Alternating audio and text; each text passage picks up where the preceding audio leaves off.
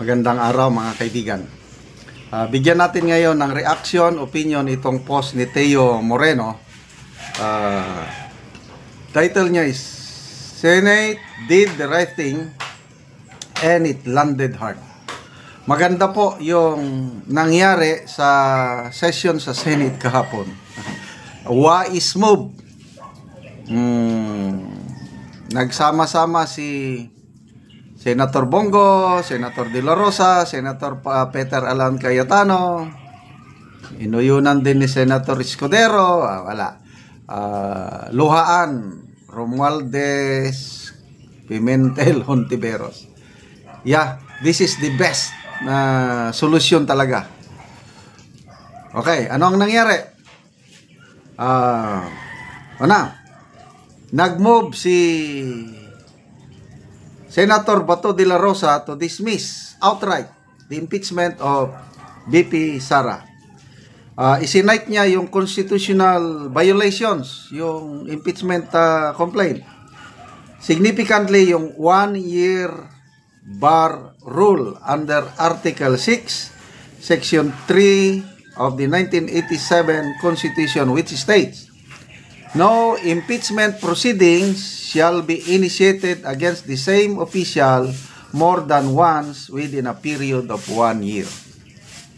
Yon, yung violation. According to records, 3 impeachment complaints were filed in 2024. The current case, the 4th one, was filed in 2025, raising serious questions about whether it violates the 1-year prohibition. Ayun.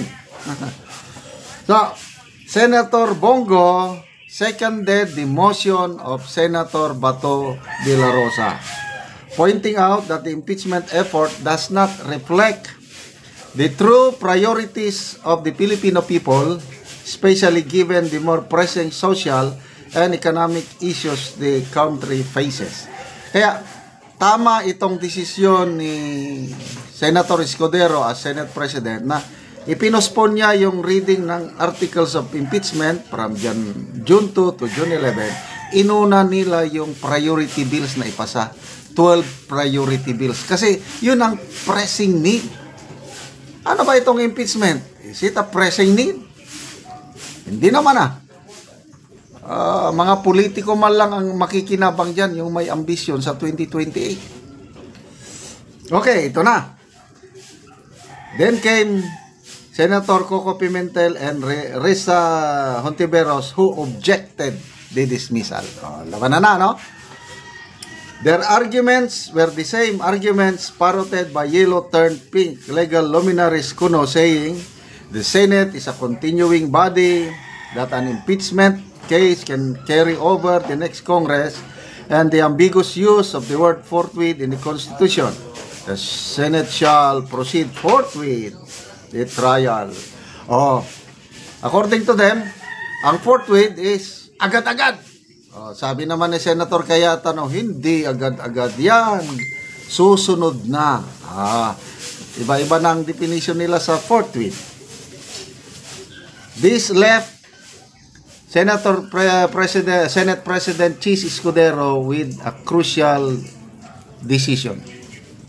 Some senators proposed that judicial determination be sought to settle the question.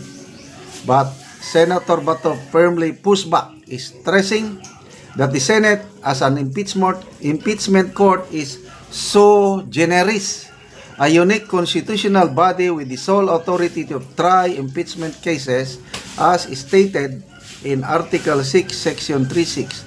The Senate shall have the sole power to try and decide all cases of the impeachment. In short, the Senate decides, the court cannot interfere. Ang galing! Ang galing nitong si Teo Moreno kasi nag-aral ito ng abogasya. Salot to Teo Moreno. Naiintindihan ko yung pangyari. Kaya, isinishare ko rin sa inyo. Hindi na kailangan pa napunta ka sa korte. Tayo ang korte. Sabi ni Bato, so generous. Meron palang ganong word, so generous. Ang kapangyarihan nasa Senado lang, wala sa Supreme Court. Yon. Ito na.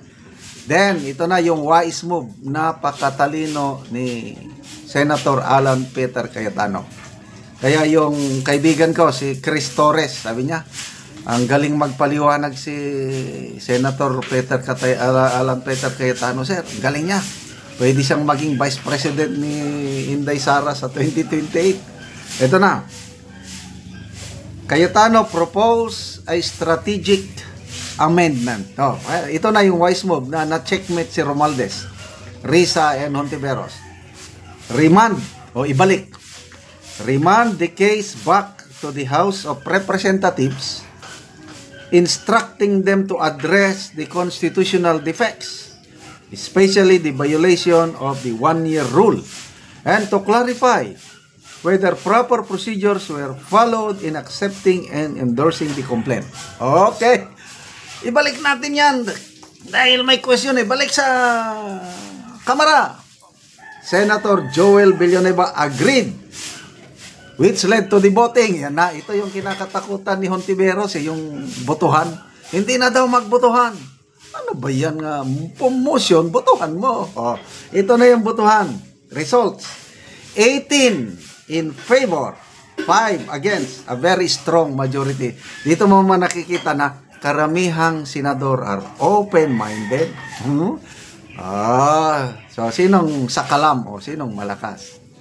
VP Sara. Then came Senator Amy Marcos, who laid it out, the facts behind the impeachment. She itemized the multiple complaints already filed against VP Sara and questioned the motive behind them. Yan na. Yung personal interest ba? She argued that if the real goal were accountability, then let the courts decide. O nga, pwede mang kasuhan si VP Sara sa korte. Bakit yan pa sa impeachment? Whether due process and proof beyond reasonable doubt apply, impeachment, she reminded everyone, is a political process, one that can be exploited for partisan gain rather than justice. Agree. Not so much of justice itong impeachment. Talagang pampolitiko lang talaga ito. The message was clear. This isn't about accountability. It's about political demolition. Gusto lang nilang matanggal sa equation si VP Sara. Why this move matters? By remanding or by returning the case back to the House of Representatives, the Senate shifts the spotlight. It's now the House of Representatives, not VP Sara, that will be scrutinized first. Ang galing. So, kung kamot sa ulo ngayon ng mga kongresista, anong gagawin natin? They will be forced to explain how they sidestep constitutional limits and how a fourth impeachment complaint after 3 prior filings in the same one-year period was allowed to pass. This gives VP Sara the advantage of discrediting the process before any trial even begins. The Senate didn't just follow the Constitution, it exposed the cracks in a political operation. Checkmate! And once again, Martin Romualdez move backfires. Galing. Sana masasabi nyo, di ba? Round 1, panalo si VP Sara. Mga kongresista, lumuluha. Okay.